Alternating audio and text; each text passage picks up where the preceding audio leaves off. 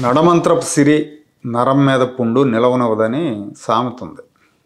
ఈ సామెత బాపట్ల మాజీ ఎంపీ నందిగం సురేష్కి బాగా సరిపోతుంది, అతికినట్టు సరిపోతుంది.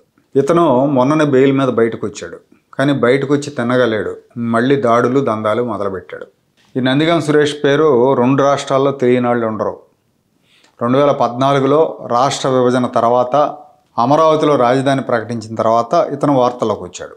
అంతకుముందు అరిటాకులు సీమ చింతకాయలు అమ్ముకునేవాడు. ఆ విషయాన్ని అతనే స్వయంగా ఒక ఇంటర్వ్యూలో చెప్పాడు. అప్పట్లో అమరావతి రాజధానిని వ్యతిరేకిస్తున్న వైసీపీ పంచం చేరాడు ఇతను. అమరావతి ఉద్యమకారుల మీద దాడులు చేయించాడు. అరటి తోటలు తగలబెట్టి తొలిసారిగా వార్తల్లోకి వచ్చాడు. అరటి తోటలు తగలబెట్టాడు అని వార్తల్లోకి రావడంతోనే జగన్మోహన్ రెడ్డి చారదీశాడు. క్రిమినల్స్ని, లంపెన్ ఎలిమెంట్స్ని జగన్మోహన్ రెడ్డి బాగా ఇష్టపడతాడు కాబట్టి వెంటనే అరటి తోటల కేసు ఇతని మీద నమోదైంది. నమోదైన వెంటనే పిలిపించుకొని ఇతనికి ప్రయారిటీ ఇవ్వడం మొదలుపెట్టాడు. ప్రోత్సహిస్తాడు కదా, అసాంఘిక శక్తులన్నింటినీ కూడా ప్రోత్సహిస్తాడు, వాళ్ళని దగ్గర పెట్టుకుంటాడు. మనం చూసాంగా చాలామందిని, గతంలో చాలా ఎక్స్పీరియన్సెస్ చూసాం. అలాగే ఇతను కూడా దగ్గరకు తీసుకున్నాడు. ఎలక్షన్లో బాపట్ల ఎంపీ సీట్ ఇచ్చాడు ఇతనికి. అప్పటి నుంచి బాపట్ల ఎంపీగా గెలిచినప్పటి నుంచి రాజధాని గ్రామాల్లో దౌర్జన్యాలు దందాలు మొదలుపెట్టాడు.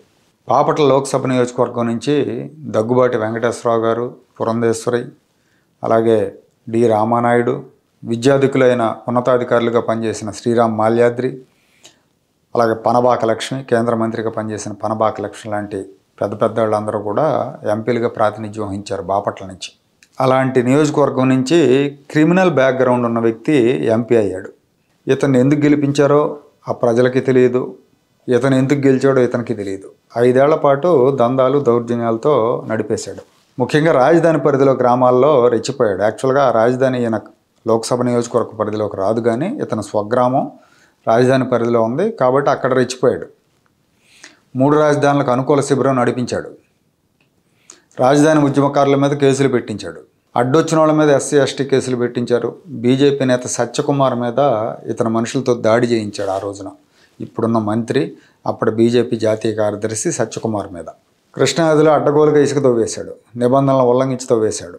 తన నియోజకవర్గంలో ఇతను పదే పదే జోక్యం చేసుకోవడంతో అప్పటి వైసీపీ ఎమ్మెల్యే ఉండవల్లి శ్రీదేవి అసంతృప్తికి గురయ్యారు. అధిష్టానానికి విన్నవించారు. అధిష్టానం ఇతన్నే ఎంకరేజ్ చేసింది. దాంతో ఆవిడ ఆ పార్టీకి ఒక దండం పెట్టేశారు. ఇతను ముఠ కళాశాల విద్యార్థులని ట్రాప్ చేయటం, వేధించటం, బ్లాక్మెయిల్ చేయటం, అసాంఘిక కార్యకలాపాలకు పాల్పడింది అన్న ఆరోపణలు ఉన్నాయి. ఆ బాధితుల వివరాలు కూడా ప్రస్తుత ప్రభుత్వ పెద్దల దగ్గర ఉన్నాయంటున్నారు. మరి అది ఎంతవరకు నిజమో తెలియాలి. తర్వాత సూర్యలంక బీచ్, బాపట్ల దగ్గర సూర్యలంక బీచ్లో కూడా ఇతను అనుచరులు అరాచకాలు చేశారు. బీచ్కి వెళ్ళిన ఫ్యామిలీస్ని వేధించడం ఇలాంటివి కూడా జరిగినాయి. పోలీస్ కేసుల దాకా వెళ్ళినాయి. అమరావతిలో ఒక దళిత యువకుడి హత్య కేసు, ఇతనే హత్య చేయించాడన్న కేసు ఇతని మీద ఒకటి ఉంది. ఇతని మీద మొత్తం 12 కేసులు ఉన్నాయి. హత్యలు, హత్యాయత్నాలు, బెదిరింపులు, దాడులు, దౌర్జన్యాలు అన్ని క్రిమినల్ కేసులే. 100 రోజులకు పైగా జైల్లో గడిపి ఇటీవలే బయటకు వచ్చాడు. కానీ బయటకు వచ్చాక కూడా ఇతనేం మారలా. పాత రోజుల్లో లాగా దౌర్జన్యాలు కొనసాగిస్తూనే ఉన్నాడు.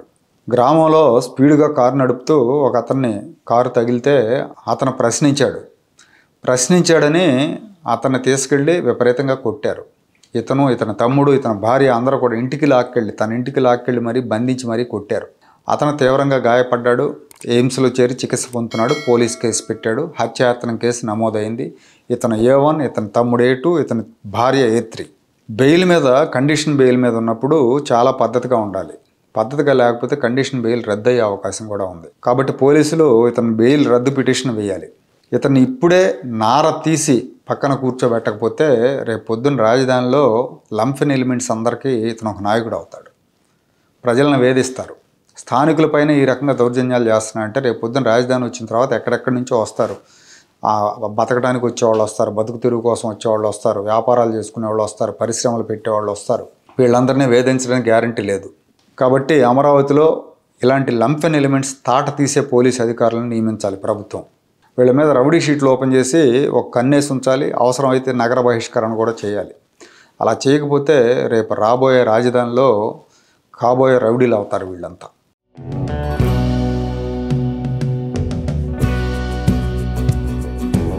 Like, share and subscribe to Rajaniti channel.